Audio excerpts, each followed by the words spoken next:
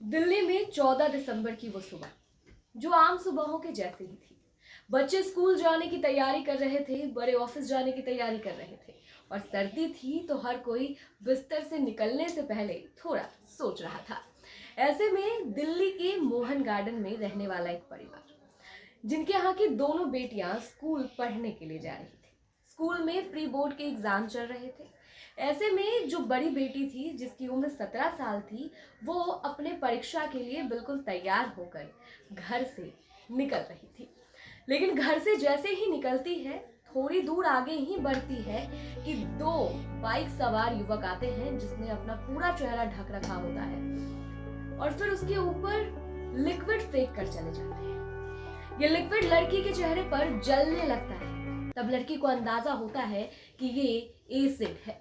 लड़की चीखती है, चिल्लाती है और छोटी बहन को कहती है कि पापा को बुला। इसके बाद लड़के फरार हो जाते हैं। लड़की को सफदरजंग अस्पताल में भर्ती कराया जाता है। लड़की की आंखों पर भी चोट आई होती है, चेहरे पर भी चोट आए होते हैं। ऐसे में लड़की की आंखों के जाने का डर परिवार को सता रहा होता है। लेकिन डॉक्टर कुछ समय बाद ये बताते हैं कि आंख बच गया है, लेकिन चेहरा जल गया है। लड़की काफी खूबसूरत थी। अब लड़की से क्या गलती हुई, लड़की ने ऐसा क्या कर दिया, किससे क्या दुश्मनी हो गई एक स्कूल में पढ़ने वाली बच्ची को, जो लड़की के ऊपर एसिड अटैक हो गया। अब आपको ले चलते हैं थोड़ा पीछे, यानी कि फ्लैशबैक में। दरअसल लड़की की दोस्ती अपने पड़ोस में ही रहने वाले सचिन अरोड़ा से हुई थी। दोनों की दोस्ती अच्छी चल रही थी। मैसेजेस के जरिए, फोन के जरिए लगातार बात हो रहे थे। लेकिन लड़की ने अपनी तरफ से सचिन अरोड़ा से दोस्ती तोड़ ली, क्योंकि लड़की को सचिन उचित इंसान नहीं लगा दोस्ती के लिए। जिसके बाद ये बात सचिन को बहुत ज्यादा खलने लगी कि मुझे इग्नोर कैसे कर सकती है। सचिन लगातार कॉल करता, मैसेजेस करता, लेकिन इस तरफ से कोई भी रिप्लाई लड़की के द्वारा नहीं दिया जाता था। जिसके बाद और ज्यादा खुन्नस सचिन के मन में बढ़ता चला गया। खुन्नस एक अलग ही रूप लेता चला गया। जिसके बाद सचिन ने एक क्राइम सीरीज देखी, जिसमें उसने देखा कि लड़की के ऊपर वो किस तरह से एसिड अटैक कर सकता है और उसके बाद वो पुलिस से भी बच सकता है। फिर सचिन ने क्राइम की पूरी कहानी लिख डाली। सचिन ने क्राइम की कहानी कुछ इस प्रकार लिखी कि सबसे पहले उसने फ्लिपकार्ट से एसिड ऑर्डर किया। एसिड जब आया तो उसने अपने घर पर एसिड को नहीं मंगवाया, उसने अपने घर से कुछ दूरी पर एक दुकान में उस एसिड को मंगवाया था, ताकि किसी को भी पता ना चल पाए उसके घर के बारे में कि यही वो लड़का है जिसने लड़की के ऊपर एसिड अटैक किया है। यानी कि सचिन की जो प्लानिंग थी वो बहुत तगड़ी थी। लेकिन कहते हैं कि जब आप पाप करते हैं तो उस पाप का प्रायश्चित भी आपको करना खुद ही पड़ता है। इसके बाद सचिन ने किया क्या, तो सचिन ने अपने स्कूटी को अपने दोस्त को दे दिया और अपने दोस्त को द्वारिका भेज दिया, लेकिन खुद अपने एक जानने वाले से बाइक लेकर आ गया। बाइक के नंबर प्लेट पर उसने काला कपड़ा बांध दिया, ताकि अगर कोई देख भी ले या फिर सीसीटीवी में रिकॉर्ड भी हो जाए तो वो जो नंबर है वो ना दिख पाए।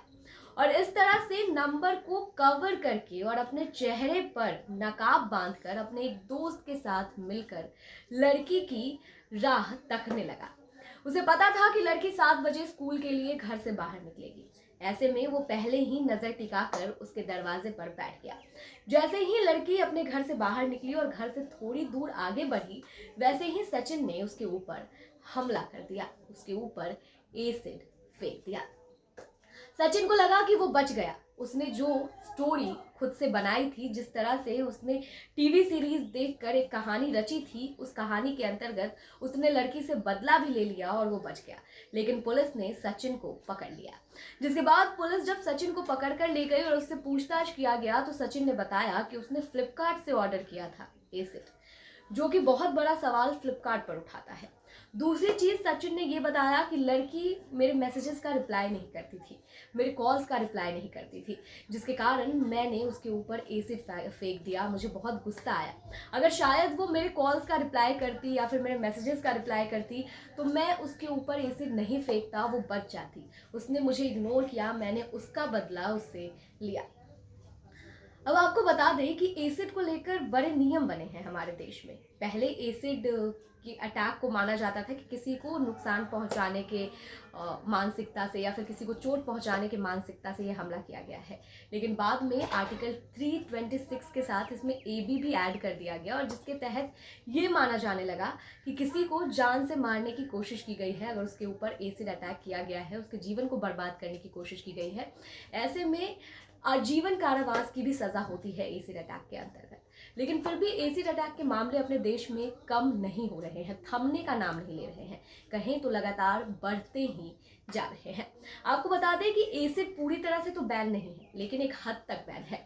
यानी कि एसिड दुकान वाले बेचने के पहले गवर्नमेंट से परमिशन लेंगे, पुलिस वालों को पूरा ब्यौरा देंगे कि वो अपने यहाँ कितना एसिड का स्टॉक रखे हैं, और जितना वो बेच रहे हैं या कहीं से मंगवा रहे हैं उसका पूरा डिटेल दुकान वालों के पास होना चाहिए। वो बिना डिटेल्स मेंशन किए एसिड को ना तो खरीद सकते हैं और ना ही बेच सकते हैं। और सबसे बड़ी बात ये कि 18 साल से नीचे के बच्चों को एसिड नहीं देना है, और 18 साल से ऊपर के बच्चों को अगर देना भी है, बड़े इंसान को देना भी है, तो उनसे सवाल पूछना है कि एसिड वो किस चीज़ के लिए ले रहे हैं। अगर वो कोई मेडिकल रीज़न देते हैं या फिर कोई और रीज़न देते हैं तो फिर उनसे ये जानना है कि क्या रीज़न है, और उस रीज़न के पीछे का अगर कोई कागज़ उनके पास है तो वो कागज़ भी उनको दिखाना पड़ेगा। इस तरह से एसिड खरीदी जा सकती है। अब फ्लिपकार्ट जैसा एक बड़ा शॉपिंग वेबसाइट जहाँ से लोग बहुत सारी चीज़ें खरीदते हैं, अलग अलग तरह की चीज़ें खरीदते हैं, और बहुत ज़्यादा वेल नोन वेबसाइट है, वहाँ पर अगर एसिड इसी तरह से छुट्टा बेचा जा रहा है बिना कुछ जांच किए, बिना कुछ चेक किए, तो फिर आप सोचिए कि एसिड को कितना लाइटली लिया जा रहा है। दुकानों की भी बात की जाए तो दुकानों में रूल्स तो इतने सरकार ने बना दिए हैं, लेकिन एक भी रूल का पालन नहीं हो रहा है। हर जगह बिना पूछे माते एसिड बेच दिया जा रहा है। तो ये सीधे सीधे और ज़्यादा हमलावरों को बढ़ावा देने का ही काम किया जा रहा है। एसिड अटैक अगर इस तरह से हमारे देश में हो रहे हैं तो वो दर्शाता है कि हमारे देश के जो कानून व्यवस्था है उसको सही से लागू नहीं किया गया है। जो कानून लाया गया है उस कानून को सरकार ढंग से इम्प्लीमेंट नहीं कर पाई है।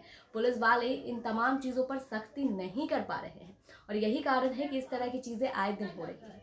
ये जो हमला दिल्ली में हुआ, इस हमले के बाद पूरी दिल्ली एक बार फिर से दहल गई है। जिस तरह से लक्ष्मी के टाइम पर हुआ था, ठीक उसी तरह से इस बार भी हाहाकार मचा हुआ है। एक लड़की का चेहरा ही नहीं बल्कि उसका पूरा जीवन, उसका पूरा मनोबल, उसका पूरा भविष्य इस एसिड अटैक में खत्म हो जाता है।